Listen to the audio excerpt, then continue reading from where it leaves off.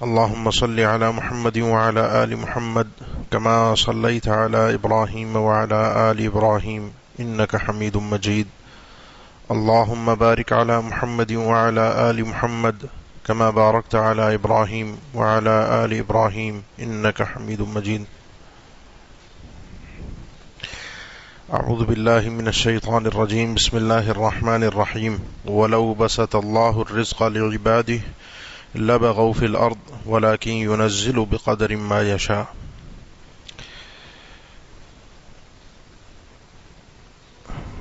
جس موضوع پر گفتگو کے حوالے سے اعلان کیا گیا تھا اشتہار میں موجود ہے کہ ہمارے ہاں اس وقت جو موجودہ ملکی صورتحال ہے، مہنگائی ہے، اور ہمارا تجارت کا کاروبار کا جو انداز ہے، اس حوالے سے شرعی رہنمائی کیا ہے؟ حقیقت تو یہ ہے کہ اس موضوع پر گفتگو کرتے ہوئے ایسا لگتا ہے جیسے ہم کوئی تصوراتی گفتگو کر رہے ہیں، خیالی گفتگو کر رہے ہیں. میں آپ کے سامنے گفتگو کروں گا، حل پیش کروں گا، اور وہ ایک باتوں کی حد تک صرف ایک بات رہ جائے گی. اگر ہم حقیقی میدان میں اتر کے دیکھیں، جس کو ہم کہتے ہیں گراؤنڈ ریئلٹی دیکھیں، وہ بڑی خطرناک صورتحال ہے. یعنی تسلی لفظ بھی اب چھوٹا لگتا ہے. جو غریب کا حال ہے، متوسط طبقے کا حال ہے، اور کمانے والے کا، جس کی لگی بندی روزی ہے، نوکری ہے، یہ آدمی مر گیا ہے. یہ لفظ چھوٹا ہے، حقیقت میں آدمی مر گیا. جس انداز سے مہنگائی نے تباہی مچائی ہے، ہر شخص پریشان ہے، ہر شخص پریشان ہے. وجوہات پر بات کی جائے تو ایک ظاہری وجوہات ہے. ہمارے ملک میں ہونے والی 75 سالہ ایک کرپشن کی تاریخ ہے، لوٹ مار کی ایک تاریخ ہے، اور اس انداز کی لوٹ مار ہے کہ ایک دفعہ ایک سیاسی شخصیت کے ساتھ بیٹھا ہوا تھا تو اس نے کہا آپ لوگوں کو اندازہ نہیں ہے. اس نے تو ایک بڑی گھٹیا اور بازاری مثال دی کہ جس طرح بازار میں کچھ معاملات ہوتے ہیں اور اس میں پھر لوگ ترس کھا جاتے ہیں، کچھ نہ کچھ خیال کر لیتے ہیں. یہاں پہ اس ملک کے ساتھ اس کو نوچنے والوں نے، اس کو لوٹنے والوں نے وہ ترس تک نہیں کھایا کہ چلو ہم تو کھا کے نکل جائیں، آگے آنے والی نسلوں کے لیے بھی کچھ چھوڑ جائیں. وہ بھی نہیں ہے. یعنی بڑا جانور ہوتا ہے، وہ شکار کرتا ہے تو وہ کھا پی کے چلا جاتا ہے، پھر اس کے کچھ بقایا جات ہوتے ہیں اس شکار شدہ جانور کے، وہ باقی کیڑے مکوڑے کھا لیتے ہیں. کہا یہ وہ لوگ ہیں کہ وہ کیڑے مکوڑے کے لیے کچھ نہیں چھوڑتے. یہ ایک بنیادی وجہ ہے، لیکن یہ اصل وجہ نہیں ہے. یہ کرپشن ہم پہ مسلط کیسے ہوئی، ہم اس تباہی کے دہانے پر پہنچے کیسے، ایسے بدعنوان لوگ آگے آئے کیسے، یہ اصل سوال ہے. اور اس کا جواب سیدھا سا ہے کہ اللہ تعالی ایسے لوگوں کو مسلط کرتا ہے بطور سزا کے اور بطور عذاب کے، ایسی اقوام پر کہ جو اقوام اللہ سے دشمنی مول لینے کے لیے تیار ہوتی ہیں. میں زیادہ لمبی گفتگو نہیں کروں گا، چند الفاظوں میں اور چند نکات میں آپ کو چاہوں گا کہ میرا پیغام پہنچ جائے اور کسی طریقے سے میری اور آپ کی اصلاح ہو سکے. مسئلہ یہ ہے کہ سزائیں اپنوں کو ملا کرتی ہیں. عام طور پر ہم یہی دیکھتے ہیں نا کہ جی ہم مسلمان ہیں، ہم مومن ہیں، اور ہم ہی تکلیفوں میں ہیں. آج کون سا مسلمان ملک ہے جو کوئی عزت کی زندگی جی رہا ہو، جو کوئی اپنا سر اٹھا کے کوئی بات کر سکتا ہو؟ لیکن جتنے کافر ممالک ہیں وہاں کی آپ ترقی دیکھیں، وہاں کا عروج دیکھیں، وہاں کا نظام اور سسٹم دیکھیں، ہے نا. ہمارے ملک میں آج یہی نعرہ ہے نا، پاکستان زندہ باد کے بجائے پاکستان سے زندہ بھاگ. ایسے ملکوں میں جا کے رہو، سکون کی زندگی گزارو، وہاں تمہارے بچوں کا مستقبل محفوظ ہے، وہاں پر امن و امان ہے، وہاں پر سکون ہے، وہاں پر معیار ہے، وہاں پر قانون ہے، وہاں پر لالچ نہیں ہے، وہاں پر دھوکہ نہیں ہے، وہاں پر جھوٹ نہیں ہے، اللہ کا عذاب نہیں ہے. اور ہم مسلمان ہیں، ہم پر اللہ کا عذاب ہے. یہ شکوے ہیں دو طرح کے، ہم پر ہی کیوں، ان پر کیوں نہیں. تو میں نے ایک جملے میں بات کہہ دی تھی، جواب پہلے ہی دے دیا تھا کہ سزائیں اپنوں کو ملا کرتی ہیں، ان کے لیے کچھ اور ہے اللہ کا نظام. اشد الناس بلاء الانبیاء، جامع ترمذی کی حدیث ہے، اللہ تعالیٰ سب سے زیادہ آزماتا ہی انبیاء کو ہے. یہ دنیا کی آزمائش ہے. وَلَنَبْلُوَنَّكُمْ بِشَيْءٍ مِّنَ الْخَوْفِ وَالْجُوعِ وَنَقْصٍ مِّنَ الْأَمْوَالِ وَالْأَنفُسِ وَالثَّمَرَاتِ. تاکیدات کے ساتھ اللہ نے فرمایا ہم لازمی، ضرور، قسم، باو قسمیاں ہیں، تمہیں ضرور آزمائیں گے. تمہاری آزمائش ہوگی، تمہیں بھوک سے آزمایا جائے گا. کبھی تمہارے پاس کھانے کو نہیں ہوگا، غذائی قلت ہوگی. کبھی اناج تو موجود ہوگا، خریدنے کی صلاحیت اور طاقت نہیں ہوگی. اور کبھی یہ دونوں چیزیں ہوں گی تو طبیب اور معالج نے منع کیا ہوگا، میاں صاحب اگر یہ چیز کھائی تو طبیعت بگڑ جائے گی، اب آپ نے چکنائی نہیں کھانی، اب آپ نے گوشت نہیں کھانا، اب آپ نے فلاں چیز نہیں کھانی. یہ بھوک سے اللہ کی آزمائش ہوتی ہے. تو آزماتا اللہ اپنے بندوں کو ہے. اور آزمائش وہ ہوتی ہے کہ جس کے آنے کے بعد، جس تکلیف کے آنے کے بعد، جس آفت اور مصیبت کے آنے کے بعد بندہ اللہ کی طرف پلٹ کر آ جائے، وہ آزمائش ہوتی ہے. اور اگر اس کے بعد بھی وہ اللہ سے دور ہو گیا تو وہ اس کے لیے عذاب ہوتا ہے. ایک ہی تکلیف ہوتی ہے، ایک ہی چیز ہوتی ہے، ایک ہی وقت میں کسی کے لیے وہ آزمائش ہوتی ہے اور کسی کے لیے عذاب ہوتی ہے. جو پلٹ کر اپنے رب کی طرف آ گیا اس کے لیے آزمائش تھی، جو اپنے رب سے دور ہو گیا اس کے لیے عذاب تھا. اب رب تعالیٰ ہمیں آزما رہا ہے. تو اب چند چیزوں کو، چند نکات کو اپنے ذہن میں مستحکم کر لیجئے اور ہمیشہ آپ کے سامنے رہیں. پہلی چیز، وَمَا مِن دَابَّةٍ فِي الْأَرْضِ إِلَّا عَلَى اللَّهِ رِزْقُهَا. اس زمین پر رینگنے والا چھوٹا سا اگر کیڑا بھی ہے تو اللہ نے جو اس کا مقدر ہے، جو اس کا رزق ہے، وہ اس تک پہنچ کر رہے گا. اللہ کی ذمہ داری ہے. میں اور آپ اپنی جب ماں کے پیٹ میں تھے تو ہماری ایک تقدیر کا ظہور ہوا تھا. تقدیر کا ایک مرحلہ ہے یہ جو لوح محفوظ میں، وہ تو پہلے سے ہے. فرشتے کو بھیجا جاتا ہے. جب ہم میں سے ہر شخص اس مرحلے سے گزرا ہے. جب ہم لاشعوری مرحلے میں تھے، تمام الخلقت بھی نہ تھے، اس وقت ایک فرشتہ آیا تھا جس نے میرا رزق لکھ دیا تھا، اس تقدیر کو نمایاں کر دیا تھا. میں نے کیا کھانا ہے، اور اس کھائے بغیر میں اس دنیا سے نہیں جاؤں گا. اس دانے کو اپنے حلق سے اتارے بغیر، اس گھونٹ کو اپنے پیٹ میں لے جائے بغیر اس دنیا سے میں نہیں جاؤں گا. پہلی چیز، اللہ کا قانون، اللہ کا وعدہ ذہن میں رکھیں. دوسری چیز، وَلَوْ بَسَطَ اللَّهُ الرِّزْقَ لِعِبَادِهِ لَبَغَوْا فِي الْأَرْضِ. اللہ اگر یہ رزق کشادہ کر دے، پھیلا دے. سب امیر ہونا ہی چاہتے ہیں نا، سب دنیا کا امیر ترین انسان بننا چاہتے ہیں. اگر یہ سب کے لیے دروازے کھول دیے نا، زمین میں فساد مچ جائے گا. وَلَٰكِن يُنَزِّلُ بِقَدْرٍ مَّا يَشَاءُ. آسمان اور زمین کے خزانے اس کے پاس ہیں. وَلِلَّهِ خَزَائِنُ السَّمَاوَاتِ وَالْأَرْضِ. آسمان اور زمین کا مالک بھی وہ ہے. وہ اپنی تقدیر سے، اپنے حکم سے، اور جو چیز زمین والوں کے لیے بہتر ہو اتنا ہی رزق وہ عطا کرتا ہے. اللہ یبسط الرزق لمن یشاء من عباده ويقدر له. جس کے لیے چاہتا ہے رزق کو کشادہ کرتا ہے، جس کے لیے چاہتا ہے رزق کو تنگ کرتا ہے. اس میں حکمت الہیہ ہوتی ہے جو میں اور آپ سمجھ نہیں پاتے. ہمیں تو نظر آتا ہے نا، وہ امیر آدمی، وہ بڑی گاڑی میں بیٹھا ہوا، وہ اس کے گھر میں اے سی لگے ہوئے ہیں، وہ اس کے گھر میں کوئی مسئلہ نہیں ہے، وہ یوں. اس کی اگر زندگی میں جھانک کر دیکھو تو وہ کتنا پریشان ہے، وہ کتنی مصیبتوں میں مبتلا ہے، اس کے ساتھ کیا کیا آزمائشیں ہیں. اگر اس حقیقت کا ہمیں پتہ چل جائے تو ہم کہیں گے ہم اسی کیفیت میں، اسی اپنی زندگی کے اسی درجے میں لاکھوں سے بہتر ہیں، کروڑوں سے بہتر ہیں. ہم اس آدمی سے بہت بہتر ہیں. ہم نے اصل میں سعادت جو ہے نا، یہ تیسرا نقطہ ہے، سعادت جو ہے، خوشی جو ہے، وہ کثرت مال کو سمجھ لیا ہے. یہ ہماری ایک بہت بڑی مصیبت ہے. اسی لیے ہم کہتے ہیں نا، جتنا آئے آنے دو. رشوت آئے، حرام آئے، دو نمبری سے آئے، جھوٹ بول کر آئے، دھوکے سے آئے، آنے دو بس، کسی طرح آ جائے. نوٹوں کی گنتی زیادہ ہوگی، تعداد زیادہ ہوگی، ہم سمجھتے ہیں یہ خوشی اس میں ہے، کامیابی یہ ہے.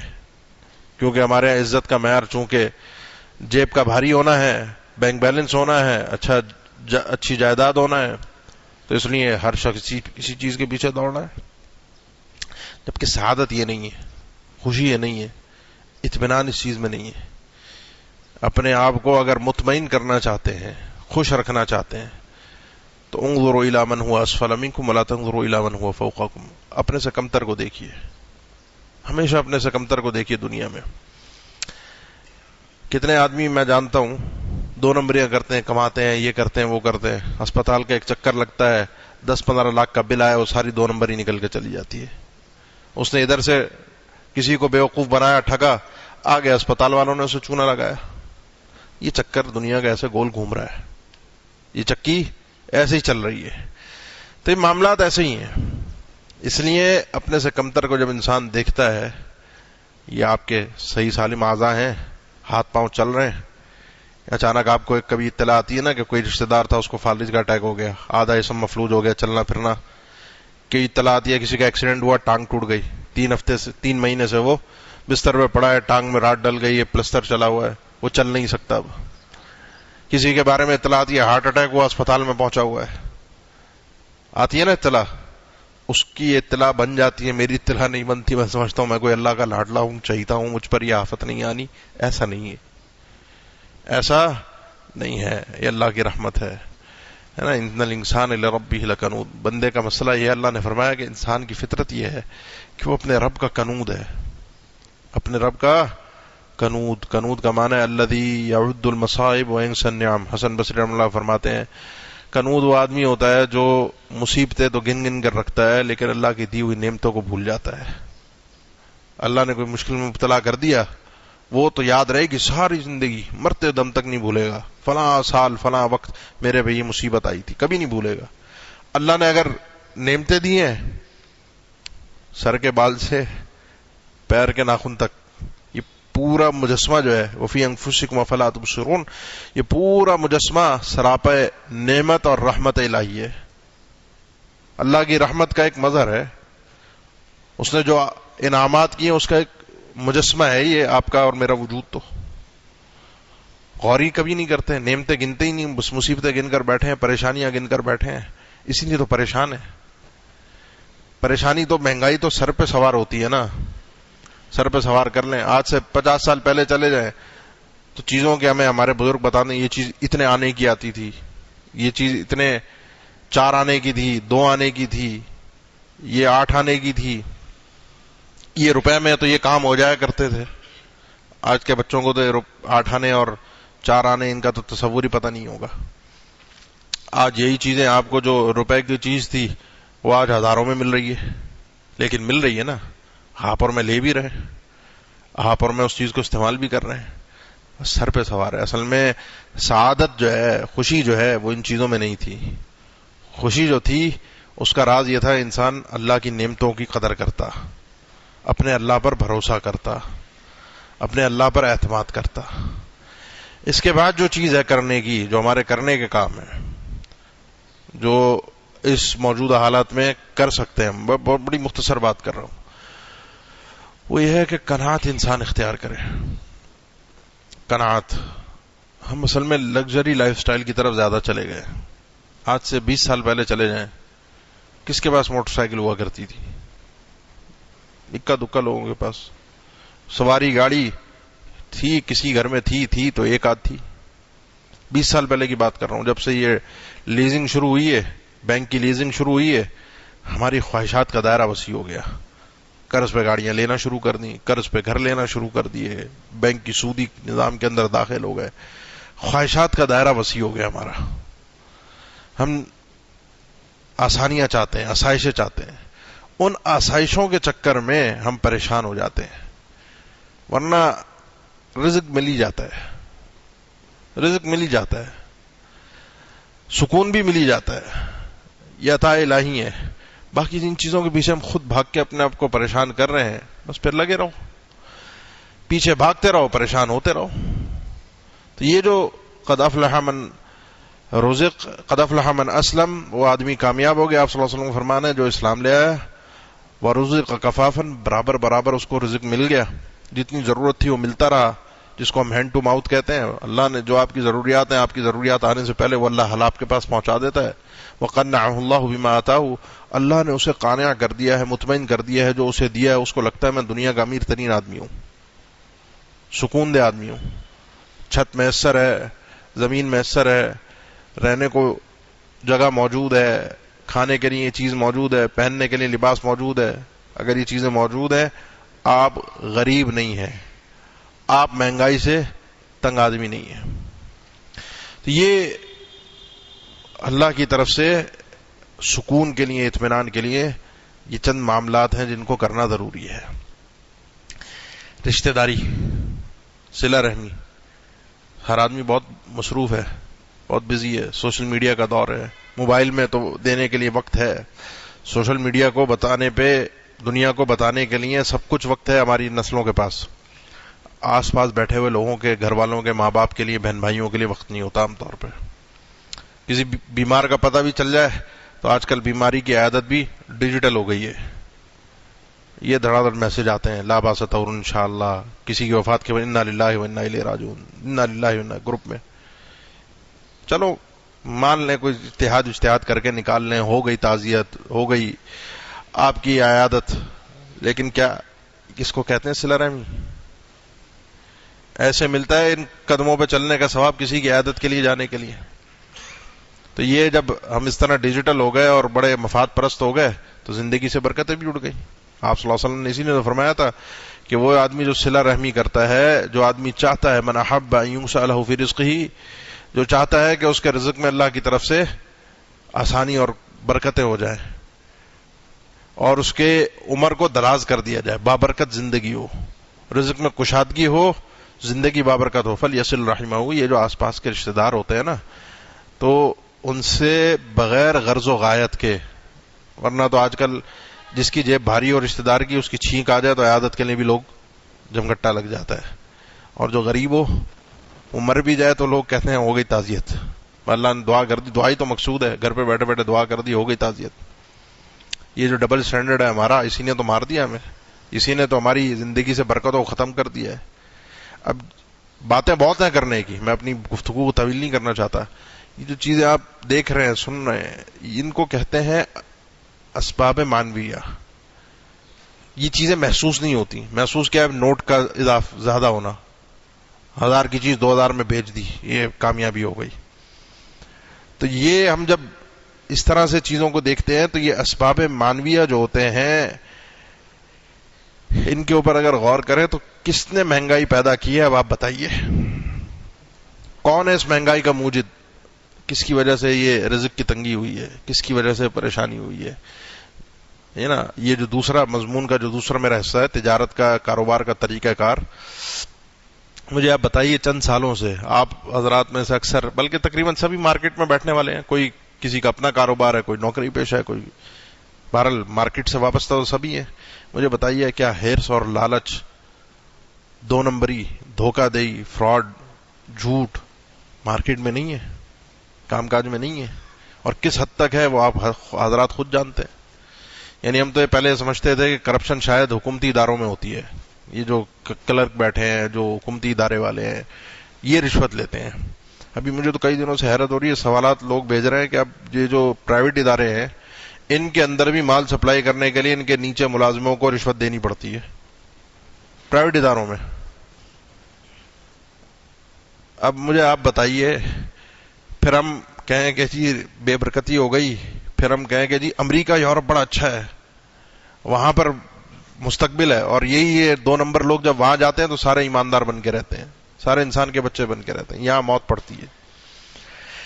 ہم نے اس ماحول کو برباد کیا ہے. ہم مسلمان ہو کے اسلام کا نام لے کر، اسلامی شعائر کو اپنا کر، ہم نے اپنے آپ کو دھوکہ دیا ہے. اسلام کو نافذ نہیں کیا، ہم نے اپنی خواہشات کو نافذ کیا ہے. ہم اپنے خواہشات کے اسیر ہیں. جھوٹ، دھوکہ دہی، یہ کرپشن، یہ ہمیں اسلام نے نہیں سکھائی. کتنے ایسے اب یہ ڈالر کے ریٹ اوپر نیچے ہو رہے ہیں، آپ کو پتہ ہے، آپ تو مارکیٹ کے حضرات ہیں، کیا کچھ ہم لوگ کر رہے ہیں.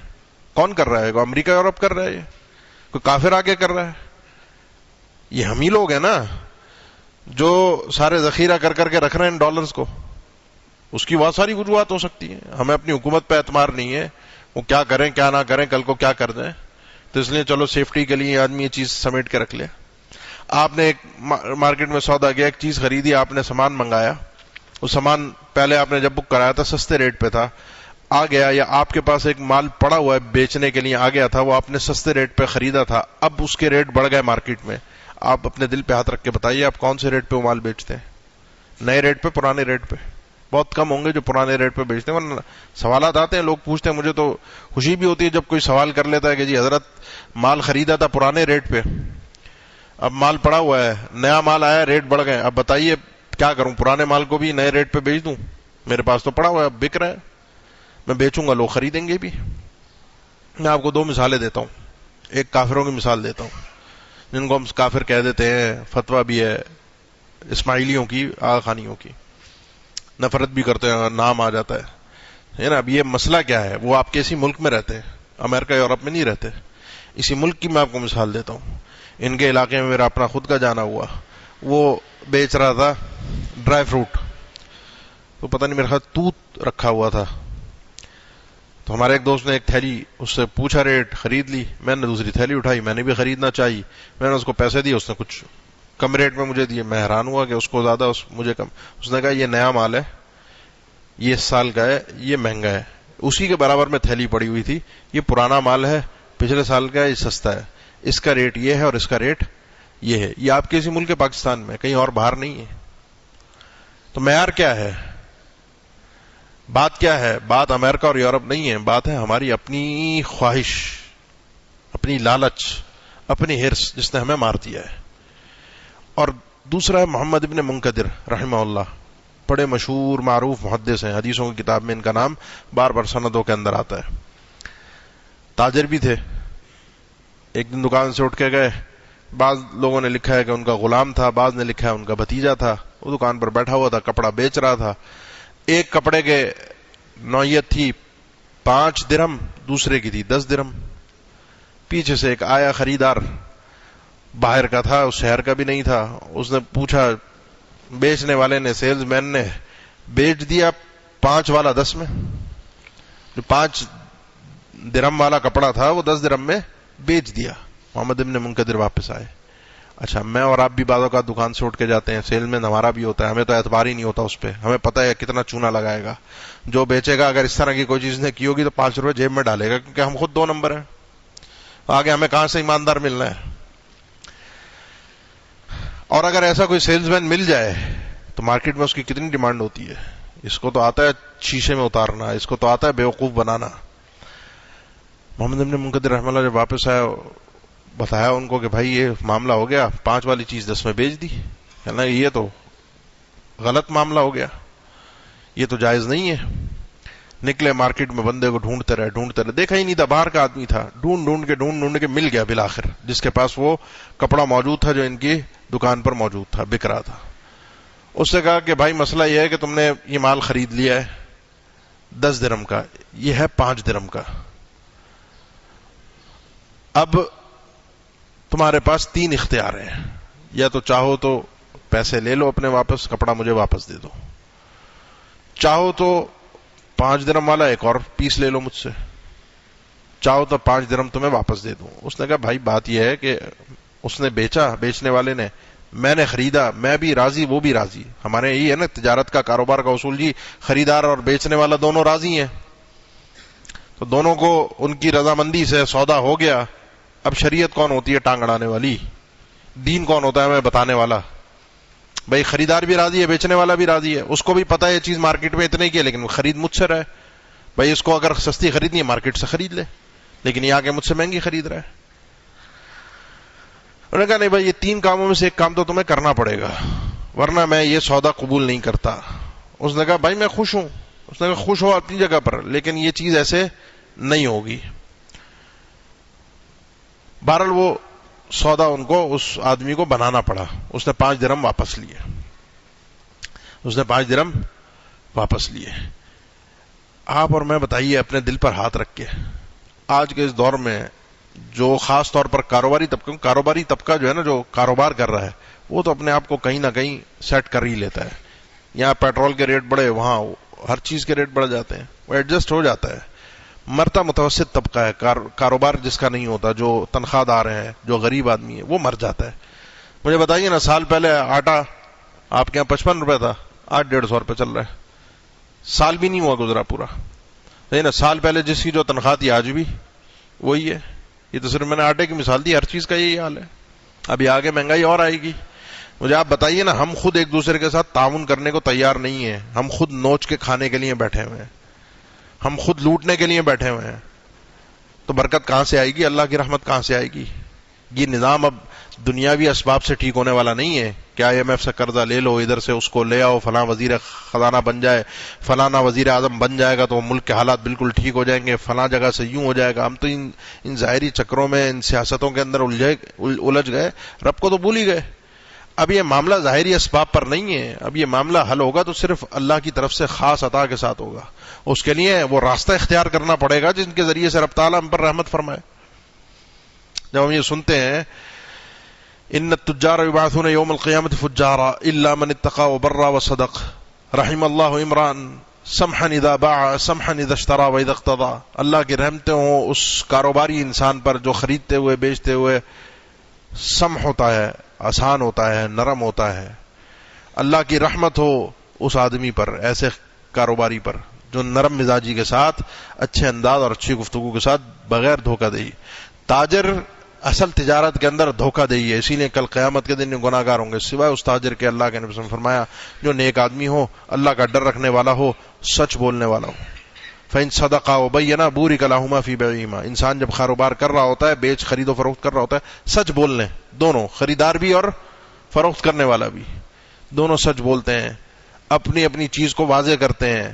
کوئی چیز میں عیب ہے اس کو واضح کر دیتے ہیں. بُورِكَ لَهُمَا فِي بَيْعِهِمَا، برکت دے دی جاتی ہے. ہم برکت سے تو محروم ہیں. مسئلہ مصیبت برکت کی ہے، مہنگائی نہیں ہے، برکت ہے. ہماری زندگیوں سے برکت ختم ہو گئی ہے، اور یہ برکت خریدی نہیں جا سکتی. یہ برکت کوئی سیاسی پارٹی، کوئی حکمران، کوئی وزیر اعظم، کوئی وزیر خزانہ، کوئی IMF، کوئی نہیں لا کر دے سکتا. یہ برکت کہیں سے نہیں آئے گی. یہ برکت ہوتی ہے عطا الہی. برکت جس چیز میں شامل ہوتی ہے نا، تھوڑی کو زیادہ کر دیتی ہے. ایک روٹی بھی کافی ہو جاتی ہے، نہیں تو 4 روٹیوں سے بھی پیٹ نہیں بھرتا. برکت زیادہ چیز میں آتی ہے، اس کو باعث سعادت بنا دیتی ہے. مسئلہ یہاں پر ہے. اپنا کاروباری انداز جب تک ہم اپنی زندگی کے اندر اسلام کو نافذ نہیں کریں گے، خواہشات کے بجائے. ہمیں امریکہ، یورپ اس لیے اچھا لگتا ہے، وہاں اس لیے ہم جانا چاہ رہے ہیں پاکستان سے بھاگ کر، کیونکہ وہاں عقلی قوانین ہے، اور ان عقلی قوانین کی تنفیذ بھی ہے، نافذ بھی کیا ہوا انہوں نے عقلی قوانین کو. اس لیے ہمیں اچھا بھی لگتا ہے. ہمارے ہاں کیا ہے؟ ہمارے ہاں اسلام ہے نام کا، مسلمان ہیں ہم نام کے. باقی تنفیذ کس چیز کی ہے، تطبیق کیا ہے، کس چیز کے مطابق ہم چلتے ہیں، وہ ہے ہماری خواہشات. خواہشات کی وجہ سے بدنام کون ہوتا ہے؟ اسلام. پھر بھی عقل خواہشات کی بنسبت بہتر ہے. عقل جو ان کے پاس ہے وہ ہماری خواہشات سے خواہشات تو جانور ٹائپ انسان، یہ جو جنگل کا قانون ہوتا ہے وہ بن جاتا ہے. خواہشات تو اسی طرح کی ہوتی ہیں، انسان کو کھانا پینا اور اپنے پیٹ اور شرمگاہ کی سودی ہوئی ہوتی ہے. اس کے علاوہ دوسرا اس کو کوئی زندگی کا مقصد سمجھ میں نہیں آ رہا ہوتا. وہاں عقل ہے جو خواہشات سے بہتر ہے. ہماری خواہشات کی وجہ سے بدنام کون ہو رہا ہے؟ اسلام، جو عقل سے بھی اور ہماری خواہشات سے بھی اعلیٰ، ارفع اور بہتر ہے. یہی سب سے بہتر ہے. اللہ کا دیا ہوا نظام، تنفیذ ہم نے اس کی نہیں. انفرادی سطح پر ہو، اجتماعی سطح پر ہو، اللہ سے لڑنے بھڑنے کو ہم تیار ہوتے ہیں. ہم ان غلطیوں کو، ان گناہوں کو سمجھتے ہیں ان سے کچھ نہیں ہوتا، جھوٹ بولنے سے، کمانے سے کچھ نہیں ہوتا، کون سا پیسہ حرام ہو گیا. ہم نے 2 نمبری تو نہیں کی، خریدنے والا بیچنے والا راضی تھا، کوئی جھوٹ بھی نہیں بولا، 2 نمبری بھی نہیں ہے، کوئی رشوت بھی نہیں ہے. مسئلہ یہ ہے کہ ان چیزوں کے اندر ہم یہ نہیں سمجھتے کہ ان چیزوں سے برکت اڑ جاتی ہے، اطمینان اڑ جاتا ہے، خوشی اڑ جاتی ہے. یہ پیسہ کما کے گھر لے کر جاتے ہو، پیسہ ہوتا تو نوٹوں میں زیادہ ہے، بعد میں اولاد لڑ رہی ہوتی ہے، بعد میں خاندان تباہ ہو رہا ہوتا ہے. بعد میں بیوی بچے بات نہیں سنتے، بڑھاپا بڑی ذلت کے ساتھ گزرتا ہے، وہ تو ابھی ہمیں سمجھ میں نہیں آ رہا، وہ تو جب جائیں گے جب سمجھ میں آئے گا پھر روتے پھریں گے، بچے بات نہیں سنتے، بچوں کو کھلایا کیا تھا پہلے یہ تو بتاؤ، اولاد میرا کہنا نہیں مانتی، بیوی بات نہیں سنتی، ان کو یہ تو بتاؤ کہ کھلایا کیا تھا، کہاں سے کما کر لائے تھے۔ تو یہ موضوع تو بہت طویل ہے کہ اس کو برکت کو ہم کہاں سے ڈھونڈیں، تو یہ چیز چل رہی ہے، یہ چیز ہو رہی ہے، ہم لگے ہوئے ہیں اور اسی طرح سے لگے رہیں گے۔ میں نے شروع میں بات کہی تھی، یہ سب جو باتیں میں کروں گا یہ باتوں کی حد تک ہوگا، ایک خیالی باتیں ہوں گی، حقیقی دنیا میں اور آپ ان چیزوں کا وجود نہیں دیکھیں گے۔ بہرحال جب تک یہ باتیں ہیں، جب تک ہم یہ باتیں کر رہے ہیں، آپ یہ باتیں سن رہے ہیں، اس قسم کی آواز موجود ہے، یہ بھی ایک خیر کا پہلو ہے، یہ بھی اللہ کی طرف سے کوئی رحمت اور سعادت کا ہے کہ کم سے کم چین سکون کے ساتھ کچھ سانس تو لے رہے ہیں، کوئی زندگی تو گزار رہے ہیں، کچھ نہ کچھ زندگی کا پہیہ چل تو رہا ہے، اللہ نے کچھ نہ کچھ اسباب تو رکھے ہیں۔ اس لیے کوشش کیجئے اپنی زندگیوں کو تبدیل کرنے کی، اپنے اسلوب کو، اپنے سوچنے کے انداز کو، اپنے تعامل کو، اپنے کام کاج کو، اپنے اندر ایمانداری لے کر آئیے جس کی وجہ سے برکت آئے، اور بھروسہ رب پر کیجئے، اعتماد رب پر کیجئے، اسباب پر مت کیجئے، اسباب کچھ نہیں کر سکتے، اسباب رب کی عطا ہے، جہاں چیزیں اسباب سے باہر ہو جائیں وہاں تو کلی طور پر انسان اللہ کے سپرد ہو جائے۔ اور یہ اس جملے پر میں اپنی بات کا اختتام کرتا ہوں جو قرآن مجید کی آیت ہے، وَمَن يَتَّقِ اللَّهَ يَجْعَل لَّهُ مَخْرَجًا وَيَرْزُقْهُ مِنْ حَيْثُ لَا يَحْتَسِبُ وَمَن يَتَوَكَّلْ عَلَى اللَّهِ فَهُوَ حَسْبُهُ۔ جو اللہ سے ڈرتا ہے اللہ تعالیٰ اس کے لیے ہر تنگی سے نکلنے کا راستہ فراہم کر دیتا ہے، اس کو وہاں سے رزق دیتا ہے جہاں سے اس کو خیال بھی نہیں ہوتا، وہم و گمان بھی نہیں ہوتا یہاں سے رزق آئے گا۔ اور جو اللہ پر بھروسہ کرتا ہے، وَمَن يَتَوَكَّلْ عَلَى اللَّهِ، جو اللہ پر بھروسہ کرتا ہے، فَهُوَ حَسْبُهُ، اللہ اس کے لیے پورا پورا کافی ہو جاتا ہے۔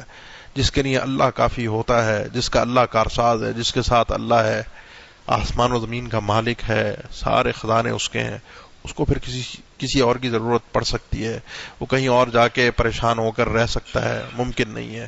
اللہ ہماری اصلاح فرما دے، اللہ ہمارے احوال پر اپنا خاص رحم و کرم فرما دے، اللہ ہمارے ملک پر خاص اپنا رحم و کرم فرما دے، ہمیں اچھے حکمران عطا فرما دے، ہمیں اسلامی جو ہمارا شعار تھا ہمارے آئین میں لکھا ہے اللہ اس کی تنفیذ کرنے کی توفیق عطا فرما دے، اللہ ہمیں آسانی اور آسائشوں والی اور رحمت اور برکت والی زندگی عطا فرما دے۔ جو پریشان ہیں اور سبھی پریشان ہیں اللہ ہماری پریشانیوں کو اپنے غیب کے خزانوں سے حل فرما دے، اپنی خاص مدد کے ساتھ ان کو تمام مسائل کو حل فرما دے۔ اللہ عالم اسلام کی مدد فرما، ہمارے جو بھائی ترکی، شام، لبنان کے زلزلے سے متاثرہ ہیں اللہ ان کی خاص مدد فرما دے، اللہ ان کو صبر عطا فرما دے، اللہ ان پہ اپنا رحم و کرم فرما دے، اللہ ہماری بھی حفاظت فرما۔ اللہم الحمدللہ الذی عافانی مما ابتلاہم بہ وفضلنا علی کثیر ممن خلق تفضیلا۔ ان دعاؤں کو بکثرت کسی کو مبتلا دیکھیں، پریشانی میں دیکھیں، اس دعا کو پڑھا کریں۔ اللہ ہم پہ خاص اپنا رحم و کرم فرمائے، اس دنیا کی زندگی کو سعادت والی بنا دے، آخرت میں بھی ہمیں کامیاب فرما دے، ایمان تقوی والی زندگی عطا فرما دے۔ اقول قولی ھذا واستغفر اللہ لی ولکم وآخر دعوانا